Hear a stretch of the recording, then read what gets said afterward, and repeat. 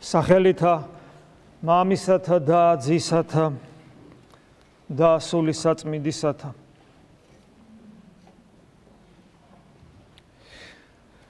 დღეს განსაკუთრებული დღეა და ეს განსაკუთრებულობა გამოწვეული არა მხოლოდ იმით, რომ დიდ მარხვაში შევდივართ და მიტევების კვირათ იწოდება და კიდევ ერთხელ გვახსენებს ჩვენი დედა ეკლესია, რომ ჩვენი ცხონებისათვის აუცილებელია, რომ ვიყოთ მიმტევებელნი, თუ გინდა რომ ღმერთმა მოგვიტევოს ჩვენი შეცოდებანი, ჩვენი ცხონებისათვის საკმარისი სათნოებაა, თუ ჩვენ შეგვიძლია ყველას ყველაფერი მიუტევოთ.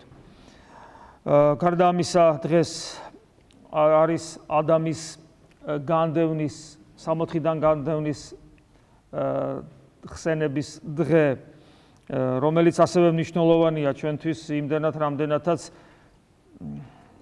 ჩვენ ამაზე ხშირად გვისაუბრია, ჩვენ თუ გვეცოდინება არა თეორიულად, რა თქმა უნდა, იმიტომ რომ თეორიულად ამ ყოველივეს წაკითხვა წიგნებში შეიძლება, თუ გვეცოდინება თუ რა მოხდა ადამის განდევნის ჟამს, რატომ მოხდა, რა დაემართა ადამიანს და რა უნდა გამოვასწოროთ, მაშინ ჩვენთვის უფრო იოლი იქნება, რომ ღვთისაკენ, სასუფევლისაკენ სავალი გზა უფრო სწორად დავსახოთ და დავინახოთ.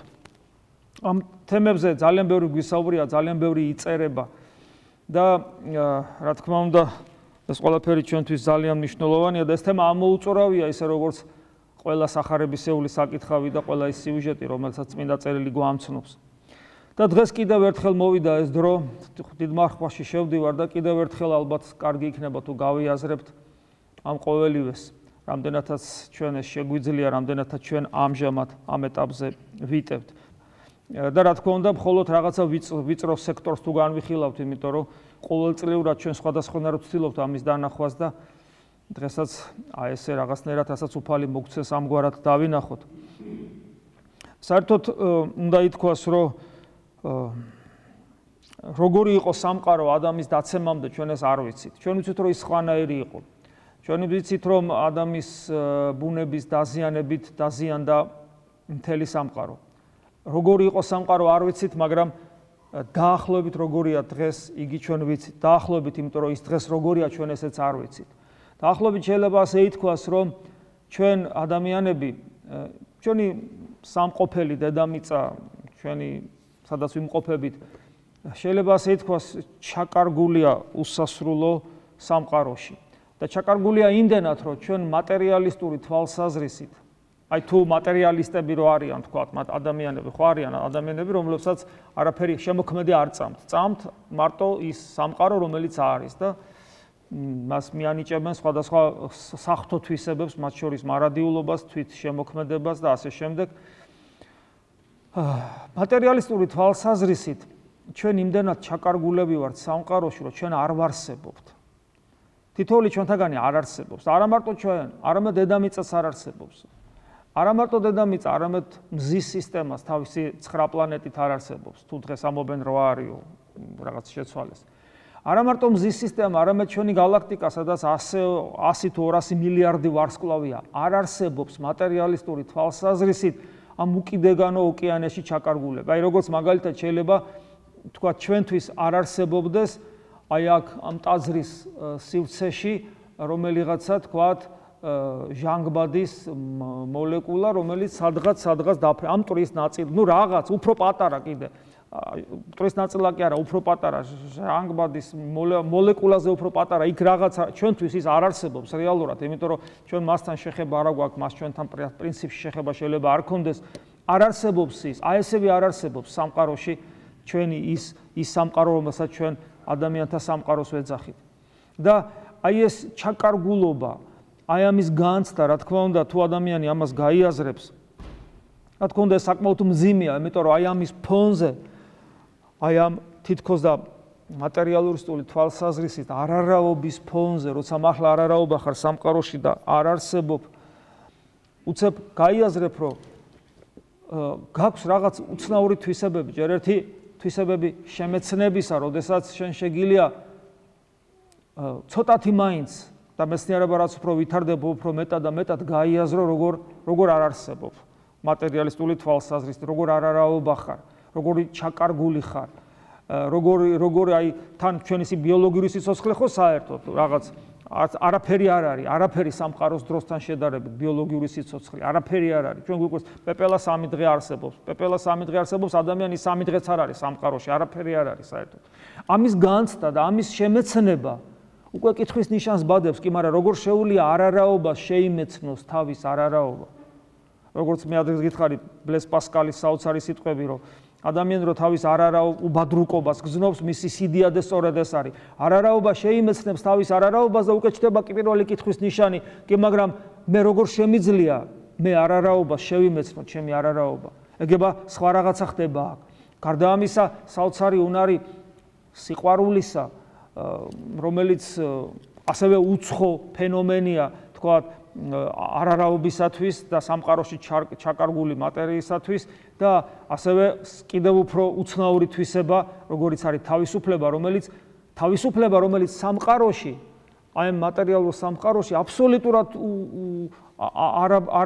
არაბუნებრივია, არანორმალურია ეს, იმიტომ რომ სამყაროში ყველაფერი მიზეშედეგობრივ ჯაჭვია, ყველაფერი საოცარი ჰარმონიაში არსებობს და ეს კანონები, რომელთაც ეს სამყარო არსებობს, არ ტოვებს შესაძლებლობას თავისუფლებისა. კანონი არ ტოვებს შესაძლებლობას თავისუფლებისა.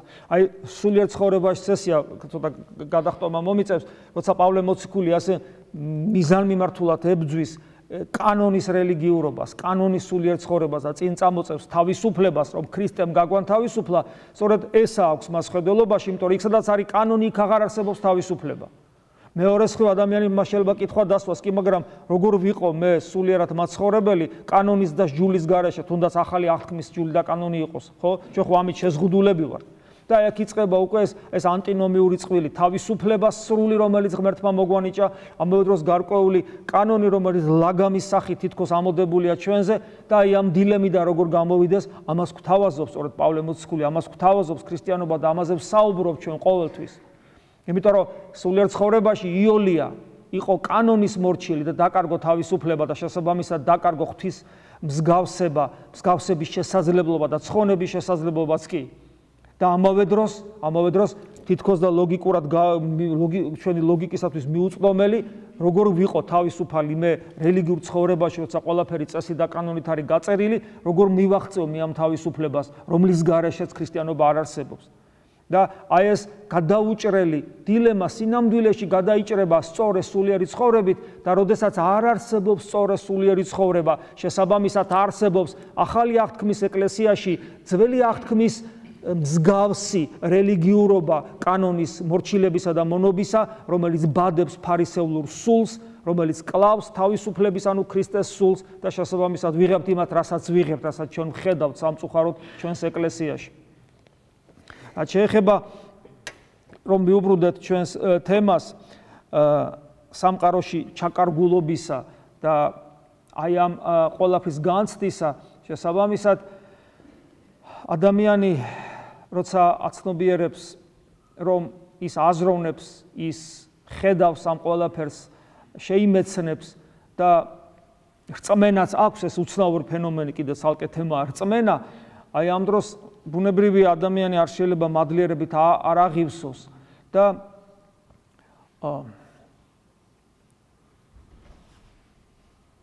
აი წარმოიდგინეთ, ჩვენ როცა ვლოცულობთ, კარგი, ჩვენ საცოდავ უბადრუკ ლოცვას თავი დავანებოთ. როდესაც, იმიტომ რომ, სამწუხაროდ ჩვენი ლოცვა, აბა რა ლოცვაა, მაგრამ აი ხომ და ვეცადოთ მაინც, გასაგებია ვცდილობთ, რაც გამოდის, რაც არ გამოდის, სამწუხაროდ არ გამოდის, მაგრამ აი ის რაც უფალმა დაგვიტოვა თავად ევქარისტიული საიდუმლოება, ანუ მადლიერების სახურება, მადლიერების საიდუმლოება, როდესაც თავად ღმერთი იქმს ყოველივეს, უბრალოდ ჩვენ მისი ხელები ვართ, შეიძლება ასე ითქვას, როცა აღესრულება ეს საოცარი საიდუმლოება.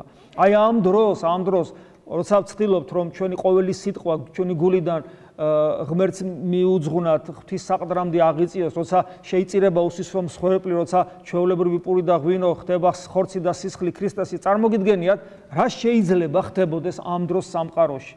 მე არ მინდა წარმოვიდგინოთ ვიზუალურად, იმიტომ რომ ვიზუალური წარმოდგენა თავისთავად არაფრით არ შეიძლება სულიერ ცხოვრებაში, მაგრამ ინტელექტუალურად გავიაზროთ, უბრალოდ რა შეიძლება ხდებოდეს, აი ამ სამყაროში არ არსებული სიმცირის გამო არ არსებული რაღაცა რეალობა, აი ჩვენ რო ვართ, ხო, სამყაროში არ არსებული. რა უნდა ხდებოდეს ამ დროს, როდესაც სამყაროს მიღმიერი ღმერთისათვის ჩვენ ცნობადი ვხდებით და ღმერთი ჩვენთან არის და ჩვენსას ისმენს. შეიძლება ასე ითქვას, რომ აი თითქოს არაფერი ვართ, მაგრამ მთელი სამყარო განიმსჭვალება, მთელი სამყარო ნათდება, განათლდება ღვთის მადლით, რომელიც ჩამოდის ჩვენამდე და ჩვენი ლოცვა აღიწევა, როგორც წმინდა საკმეველი ღვთის საყდრამდე, თუ ჩვენ გულით ლოცულობთ. ამიტომაც არის წმინდა მსახურებაში, საიდუმლო ლოცვებში, როცა ჩვენ წირვისას მას აღავლენთ, იქ არის ეს სიტყვები, რომ ღმერთი ისმენს ლოცვას, რომელითაც მთელი ჩვენი არსებით, ანუ რომელიც შეიწირება ყოვლითა გულითა ჩვენითა. აი ეს მძლავრი იარაღი, რომელიც ღმერთმა მისცა ადამიანს, ყოვლითა გულითა შეწირვა ღვთისადმი სავედრებელისა და ასეთ დროს ჩვენი გულიდან აღიმართება კიბე სამყაროს მიღმიერი ღვთის საყდრამდე და მთელი ეს ჩვენთვის უსასრულო სივრცე იმ ოკეანისა, სამყაროს ოკეანისა, რომელშიც ჩვენ ჩაკარგულები ვართ, არაფერი აღარ არის უკვე იმ საოცარ მადლთან შედარებით, რომელსაც ღმერთი გვაძლევს, თუ ჩვენ ყოვლითა გულითა და მთელი გულწრფელობით ვევედრებით მას და ვეძიებთ მას. და ერთ-ერთი თვისება, რომელიც მე თავშიც გითხარით, ითაც ჩვენ ვცხონდებით და რასაც ქვია დღევანდელი დღე მიტევების კვირა, სწორედ მიმტევებლობაა. და თუ ჩვენ დავინახავთ ადამის და ევას შესაბამისად, აი ამ ჩვენი მშობლების ისტორიას სამოთხეში დავინახავთ, რომ მათ ბევრი რამ დაკარგეს და ერთ-ერთი რაც დაკარგეს, სწორედ მიმტევებლობის განცდა. მათ სხვაზე გადაბრალების ცილის წამების ისინი სხვაზე დაბრალების ცილის წამების სულისკვეთებით აღივსენ. გახსოვთ როგორ აბრალებს ევა გველს, ადამი ევას და მათ შორის ღმერთსაც აბრალებს იმას რაც ხდება. და აი ამ დაბრალების, სხვაზე გადაბრალების თუ რამე ცუდი ხდება, რომ სხვისი ბრალია. ხო, შესაბამისად ცილის წამების, უსიყვარულობის, გულქვაობის მიუტევებლობის საპირისპიროა სწორედ მიმტევებლობა, როდესაც ადამიანი თუ რამე ხდება, ყველაფერს თავის თავს მოკითხავს, თავის თავს აბრალებს და მზად არის ყველაფერი მიუტევოს. და მიმტევებლობა შეიძლება ითქვას, რომ არამიწიერი თვისება არის უცხო მატერიალისტური არსებისათვის. ჩვენ თუ მხოლოდ მატერია ვართ, თუ ჩვენ მხოლოდ ატომებისა და მოლეკულების გროვა ვართ, კი ბატონო ორგანიზებული, მაგრამ სხვა არაფერი, ჩვენთვის მიმტევებლობა უცხოა, იმიტომ რომ ჩვენ მაშინ თან თუ ბიოლოგიური არსება ხარ, ქვა არის, მაგრამ ბიოლოგიური არსება მხოლოდ მტაცებლობით არსებობს ამ სამყაროში, ასაც ჩვენ ხედავთ, მისი ბუნებისათვის უცხოა მიმტევებლობა, მან უნდა სხვა შეჭამოს, სხვა ბიოლოგიური არსება, რომ მიარსებოს. შესაბამისად, ეს უცხო თვისება მიმტევებლობისა, მართლაც არამატერიალური, არამიწიერი თვისება არის ძალიან მნიშვნელოვანი და დღეს სახარებაში ჩვენ ეს აღმოვიკითხეთ მათემახარებლის მე-6 თავში. უკე თუ მიეტევნეთ თქვენ კაცთა შეცოდებანი მათნი, მოგიტევნეს თქვენცა მამამან თქვენ, მან ზეცათა მან შეცოდებანი თქვენი. აი ეს თვისება იმისათვის, რომ ჩვენ სამოთხეში დავბრუნდეთ, რომ ჩვენ დავიბრუნოთ ის ღირსება, რომლითაც ღმერთმა ადამიანი შექმნა. ხოლო მიუტევებლობა. კვლავ წმინდა წელს თუ დავეყრდნობით იგივე მათეს სახარებას, მე-6 თავს, როგორც გითხარით, ეს დღევანდელი საკითხავია და შესაბამისად აქედან საუბრობთ.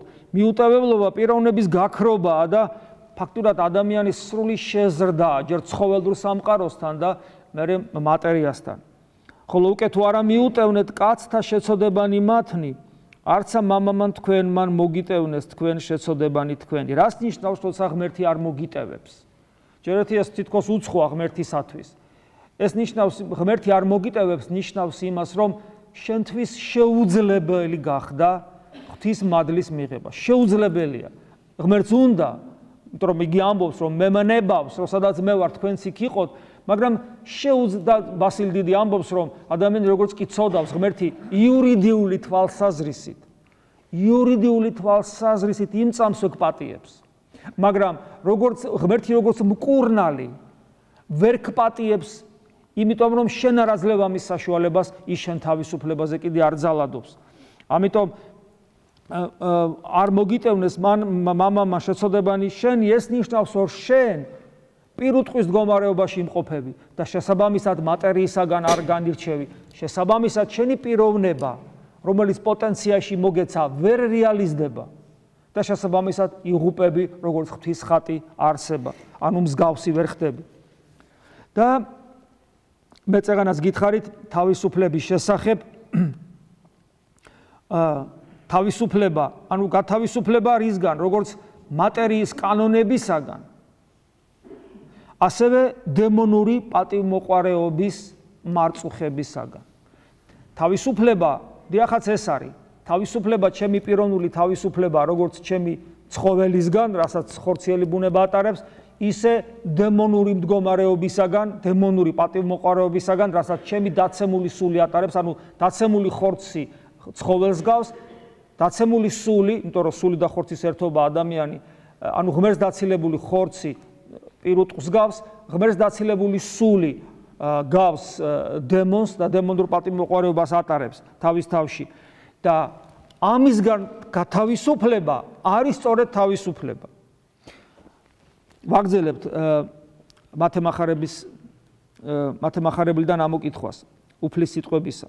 ეს უფლის სიტყვებია. რაჟამს იმარხვიდეთ, მუიყოფით ვითარცა ორგულნი მწუხარე. რამე თუ განირყვნიან პირნი მათნი, რათა ეჩვენენ კაცთა. აი აქ ადამიანი, რომელიც მარხულობს, მწუხარეა, უფალი ამბობს, მწუხარე. და მწუხარე ორი მიზეზის გამოა. ჯერ ერთი სწორედ იმის გამო, რომ თავის პირუტყზე ვერ იმარჯვებს, იმიტომ რომ პირუტყვი ჩვენში არსებული ცხოველი ჩვენგან ითხოვს ნორმალურ ბიოლოგიურ მტაცებლურ არსებობას. და შესაბამისად ჩვენში ცხოველი წუხს. შესაბამისად, როდესაც ადამიანი მარხულობს, ის ცდილობს, რომ დაიმორჩილოს თავის თავში ცხოველი, შესაბამისად ის ცდილობს, რომ გათავისუფლდეს საკუთარი თავის ცხოველობისაგან. ეს ერთი, ანუ მარხვა ჩვენ გვაძლევს შესაძლებლობას ვისწავლოთ თავისუფლება საკუთარი ცხოველისაგან, რომელსაც ჩვენი სხეული ატარებს. და მეორე, რაც არ უნდა უცნაური იყოს, თუმცა არ არის უცნაური, იმიტომ რომ სული და ხორცი ერთად არის, ადამიანი რომ მარხულობს, ის ასევე წუხს, რომ თუ ეს დაფარულია სხვისთვის.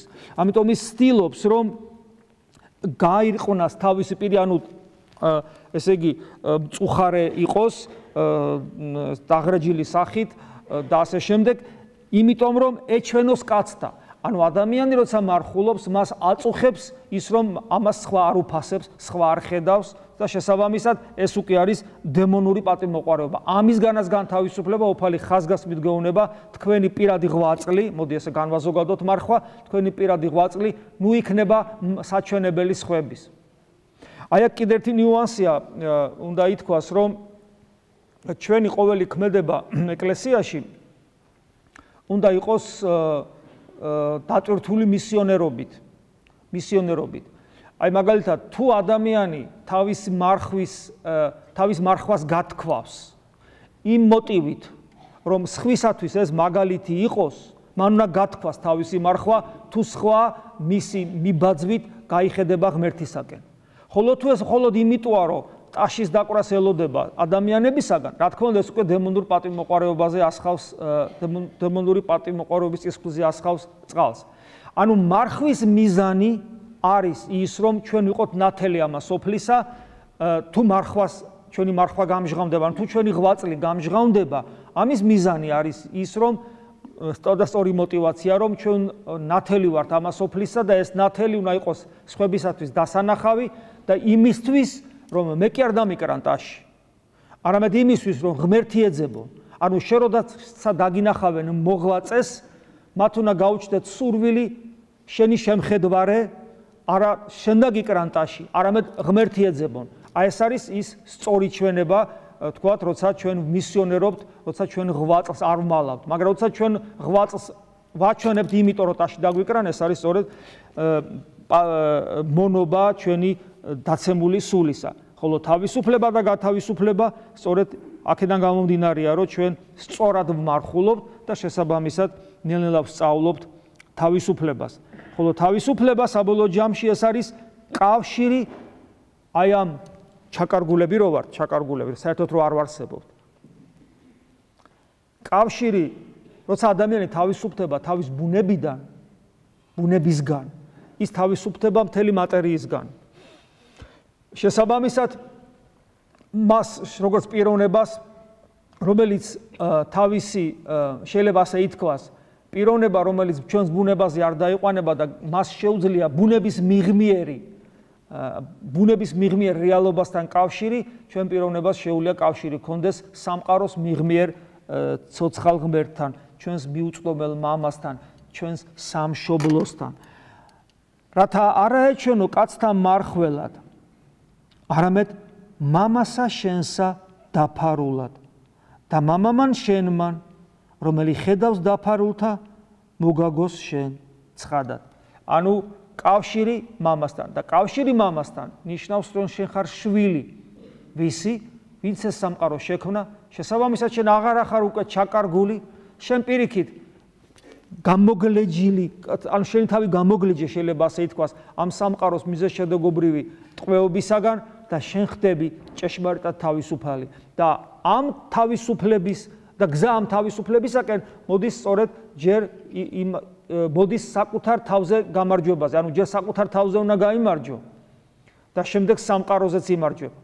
მის მიზეზშედეგობრივ ჯაჭვზე იმარჯვებ და საბოლოო ჯამში იმარჯვებ სიკვდილზე და გარდაიცვლების სიკვდილისაგან ცხოვრებად, ჯერ კიდევ სიცოცხლეში მყოფი, როცა ჯერ კიდევ ხორცში მყოფი, ხდები ზეციური მამის შვილი, რომელიც ცხადად მოგაგებს, ანუ ეს ნიშნავს, რომ შენსა და ზეციურ მამას შორის წარმოიშობა წინაპირობა დიალოგისა.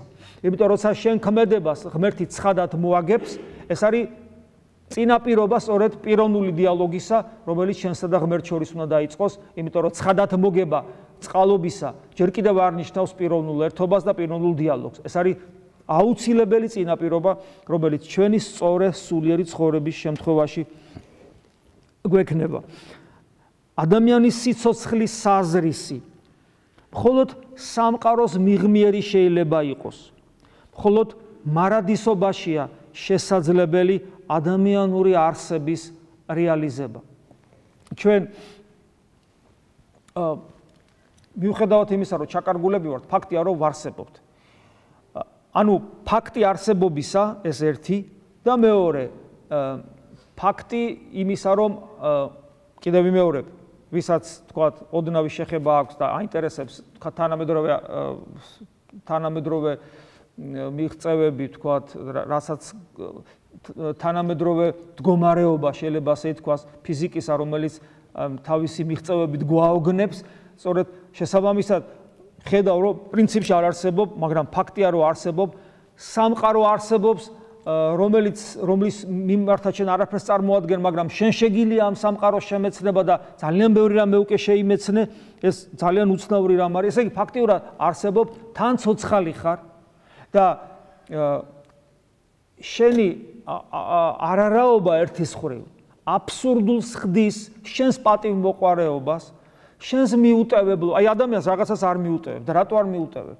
რას წარმოადგენს შენ? ანის რას წარმოადგენს? მოდი, ანუ რას ნიშნავს ერთი ადამიანი არ მიუტევებს მეორე ადამიანს? ეს სასაცილოა, ეს გროტესკია, უბრალოდ არაფერს არ ნიშნავს, იმიტომ რომ არც ერთი და არც მეორე აი ამ გრანდიოზული თვალსაზრისით არ არსებობ. მაგრამ თუ თვლი რომ არსებობ მაშინ სხვა მდგომარეობით, ქრისტეს მიერი მდგომარეობით, როგორც ღვთის ხატი არსებობ, იმიტომ რომ სხვანაირად შენ არ არსებობ, არაფერი არ ახარ, გადაბრუნდები ხვალე და გაქრები საერთოდ, მაგრამ თუ შენ პრეტენზია გაქვს სიცოცხლისა და არსებობისა, მაშინ არსებობ როგორც ღვთის ხატი, ღვთის პოტენციური შვილი და მარადიული არსება, რომელიც მიღმიერი სამყაროს მოქალაქეა, რომელიც იმ სამყაროში გაქვს სამუდამო სამყოფელი, შენი სამშობლო ზეციური მამის წიაღშია, მაშინ თუ ეს ესია, მაშინ არ შეიძლება რომ არ იყო მიმტევებელი, მაშინ არ შეიძლება რომ არ ბაძავდე მას მარადილ ღმერთს, რომელიც შენთან მოვიდა ადამიანად და მაგალითი მოგცა თუ ამ დაკარგულ სამყაროში როგორ იცხოვრო, რომ მერე ზეციურ მამასთან წახვიდე. ამიტომ შესაბამისად თუ ჩვენ ნამდვილ სიცოცხლეზე ვსაუბრობთ,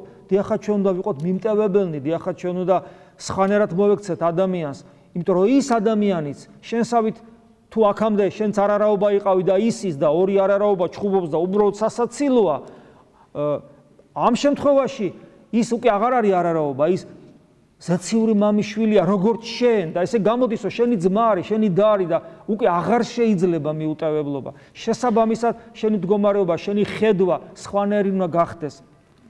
და აი სიცოცხლის საზრისი თუ ჩვენ ვფიქრობთ, რომ ცოცხლები ვართ, მხოლოდ მაშინ აქვს აზრი სიცოცხლეს.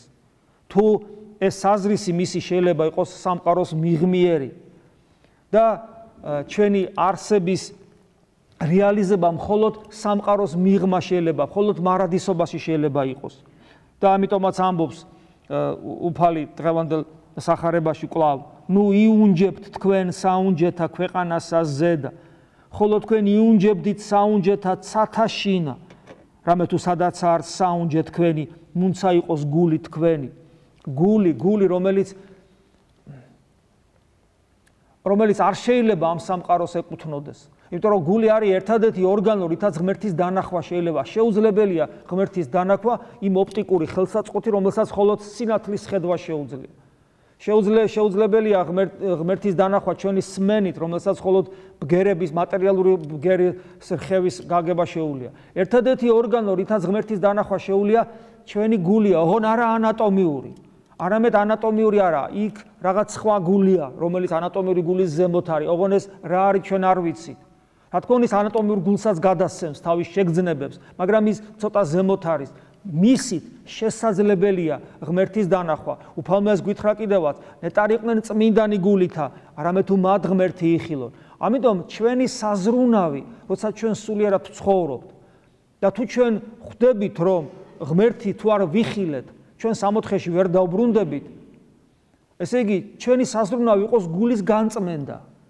რა არის განწმენდა? ეს არ არის ზნეობრივი სისუფთავე, იმიტომ რომ ზნეობრივი სისუფთავე ის ბუნებრივი მდგომარეობაა ნორმალური ჰომო საპიენსისა, შეიძლება ასე ითქვას. არამედ სიწმინდე, რომელიც საღვთოთვისებაა, იმიტომ რომ მხოლოდ ღმერთია წმინდა, არავინ არ არის წმინდა თუ არა უფალი. ეს არის ის რეალობა, რომელიც ჩვენ ვიცით, ის სინამდვილე, რომელიც ჩვენ ვიცით. ერთადერთი გზა გულის განწმენდისა არის ღმერთის ჩვენთან ყოფობა. ერთადერთი გზა საღვთო მადლის ჩვენთან ყოფობისა არის განკაცებული ღმერთი, რომელსაც ქვია იესო ქრისტე. სწორედ მისი სახელის მუდმივი მოწოდებით შესაძლებელი ხდება, რომ ჩვენში დამკვიდრდეს საღვთო მადლი, რომელიც სულიწმინდა ღმერთმა მოიტანა და რომლითაც შეიძლება ჩვენი გული გაიწმინდოს. ამიტომ კვლავ და კვლავ მივადექით გონიერ ლოცვას. ერთადერთი გზა გულის განწმენდისა ეს არის გონიერი ლოცვა, როცა ჩვენი გული არასოდეს არ ძგერს ისე მუქთად, არამედ ყოველთვის ის ამბობს უფალო იესო ქრისტე, უფალო იესო ქრისტე. სხვანაირად ის არ მუშაობს, არ უნდა იმუშაოს. ეს არის ერთადერთი გზა ჩვენი გულის განწმენდისა.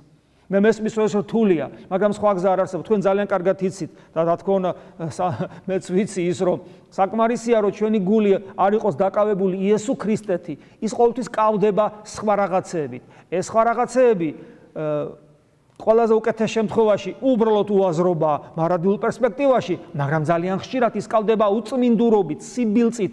უფალი ამას გვასწავლის წმინდა წერილში, რომ სწორედ გულია წყარო ყოველგვარი უბედურების, რაც სამყაროში ხდება და შესაბამისად არასოდეს ჩვენი გული არ გამოიმუშავებს იმ წმინდა ენერგიას, რომელიც ღმერთამდე აგვიყვანს. ის ყოველთვის ბნელ ენერგიას გამოიმუშავებს, ხოლო უკეთეს შემთხვევაში უქმად მუშაობს. ამიტომ ერთადერთი გზა, რომ ჩვენი გული განიწმინდოს, რომელი ორგანოთაც მე ანუ ჩვენი გულით შესაძლებელი გახდება ღმერთის დანახვა. ჩვენ უნდა დავინახოთ ღმერთი. ეს გზა მოგცა უფალმა. ნეტარიყვნენ წმინდანი გულით, არამედ თუ მათ ღმერთი იხილონ. ესე იგი შეიძლება ღმერთის დანახვა და ჩვენ უნდა ვიყოთ გული წმინდანი, გულის გაწმენდის საშუალება მუდამ იესო ქრისტეს სახელის მკვიდრობა ჩვენში გააზრებულად და ჩვენი ცხოვრების და ჩვენი შესაბამისი ცხოვრებით, არა მექანიკური წარმოთქმით. ამიტომ ეს არის ის აუცილებელი პირობა, რომელიც ჩვენ უნდა შევასრულოთ იმისათვის, რომ ჩვენ უფალთან სამოთხეში დაუბრუნდეთ. და ამ ყოველივეს საწყის, აი რითი იწყება ეს ყველაფერი? გასაგებია ეს ყველაფერი, გასაგები, მაგრამ ჩვენ ხედავთ სხვა რეალობას. ხედავთ უამრავ ურწმუნო ადამიანს, რომელიც ეკლესიის გარეშე ცხოვრობს და ეს თემები მისთვის საინტერესო არ არის, მაგრამ კიდევ უფრო სავალალოა ის, რომ ჩვენ ხედავთ ჩვენ თავს ეკლესიაში, ანუ ეკლესიურ ადამიანებს ჩვენ თავს, რომლებმაც ეს ყველაფერი თითქოს ვიცით, თითქოს ამისთვის მოვედით, მაგრამ სინამდვილეში ჩვენ ამას ვერ ვაკეთებთ და ვერ ვახორციელებთ. არც გონიერი ლოცვა გვაინტერესებს, არც თავისუფლება რელიგიური კანონებისაგან და შესაბამისად ქრისტეს მიბაძვა და მიმსგავსება, არამედ უბრალოდ რელიგიურად ცხოვრობთ, სინდის ვიმშვიდებთ, რელიგიურ სინდის უпроსტად ვატყვილებთ და სამწუხაროდ ვარდებით იმ სულიერ მდგომარეობაში, რომელსაც ფარისევლობა, ანუ ქრისტეს მკვლელობის სულის კვეთება ქვია, როცა ადამიანი ცხოვრობს სულიერი რელიგიური ცხოვრობით, მაგრამ ქრისტეს ვერ ცნობს, ვერც საკუთარ თავში ვერ ხედავს ამას, ვერც მოყვაში ვერ ხედავს. და ასე შემდეგ, ანუ არც ქრისტეს თვალებით უყურებს სამყაროს და არც მოყვას აღიქვავს როგორც ქრისტეს შვილად. ეს არის სამწუხარო შედეგი და ნაყოფი. ამიტომ და მიზეზი რა არის ამისი? მიზეზი არის ის, რომ ჩვენ საძირკველი არასწორად დავდეთ და ის რაღაცა თუ აკლია, ის საძირკველში თუ ის ქვა აკლია, ის ლოდი თუ აკლია, ყველაფერი ამაოა და რა არის ის ლოდი? რა არის ამ ყოველივეს საწყისი? ამ ყოველივეს საწყისი, ანუ სწორი სულიერი ცხოვრების საწყისი არის დაუოკებელი, შიმშილი და წყურვილი. დაუოკებელი, ანუ რომ ვერ ძღები, სულ გინდა, სულ გაწუხებს რომ ის არ არის და სულ ქშია.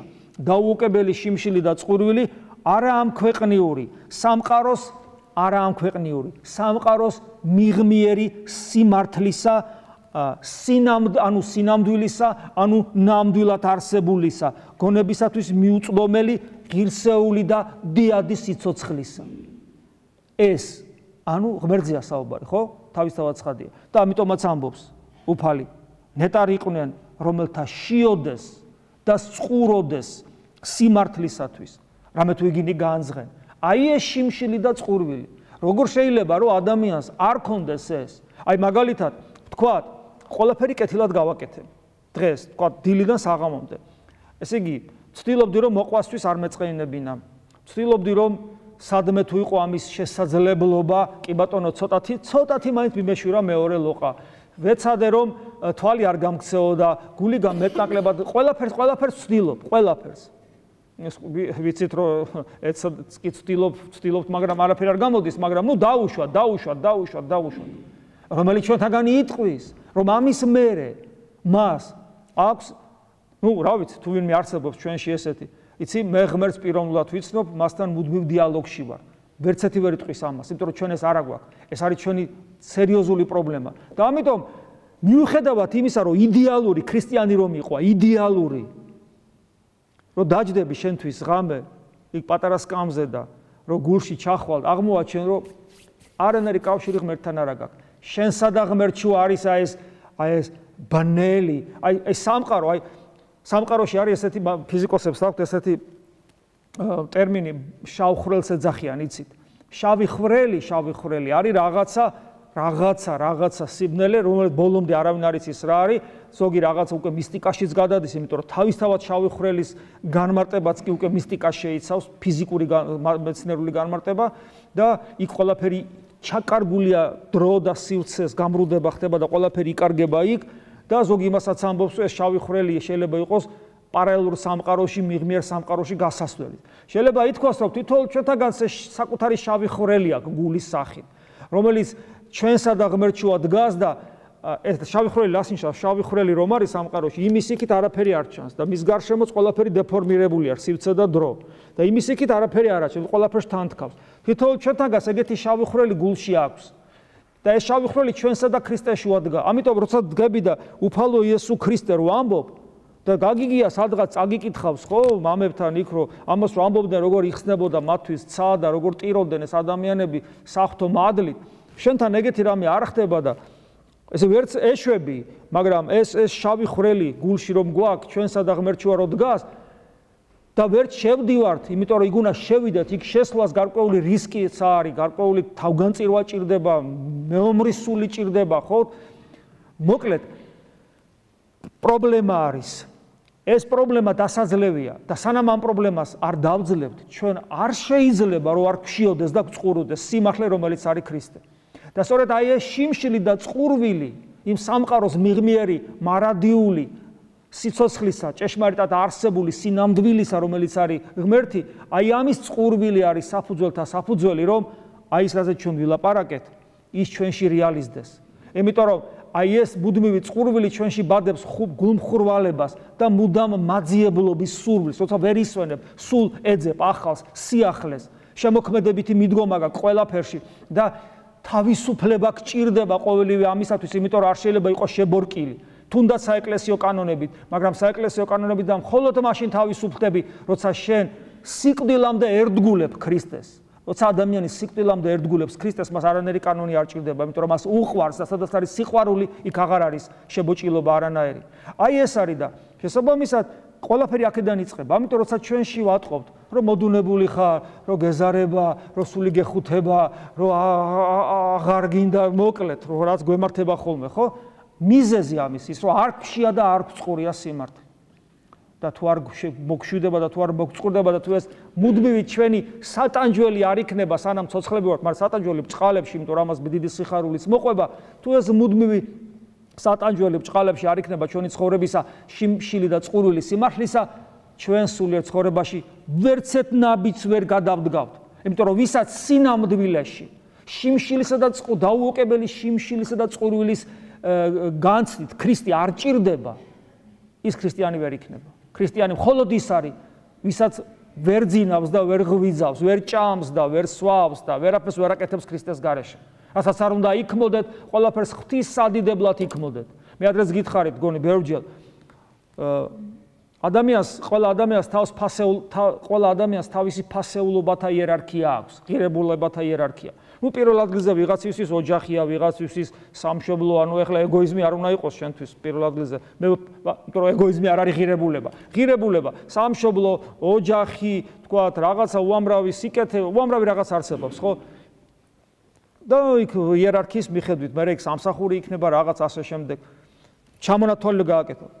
სად არის ქრისტე? ქრისტე არ არის პირველ ადგილას. არ შეიძლება იყოს ფასეულობათა იერარქიაში ქრისტე პირველ ადგილას.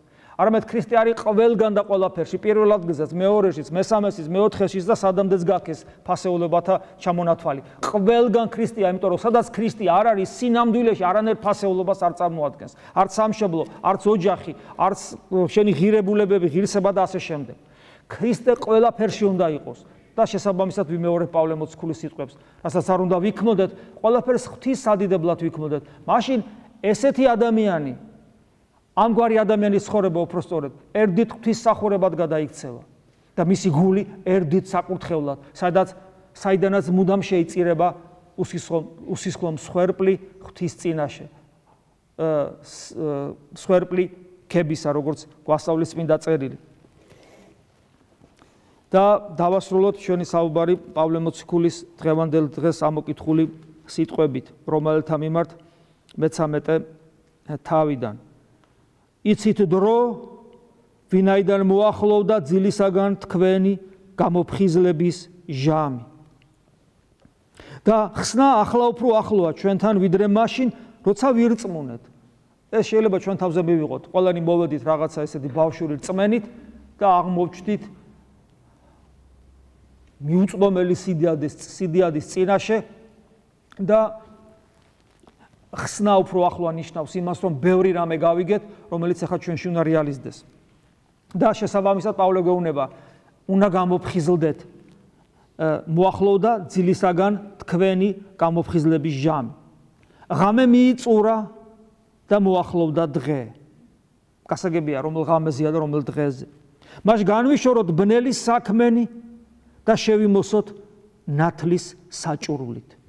და როგორც დღისით ღირსეულად ვიაროთ. დღისით სიარული ნიშნავს, რომ ყველაფერს ხედავ და არ წამოკრავ ფეხს და არ წაიქცევი, არ გადაუხვევ სხვაგან.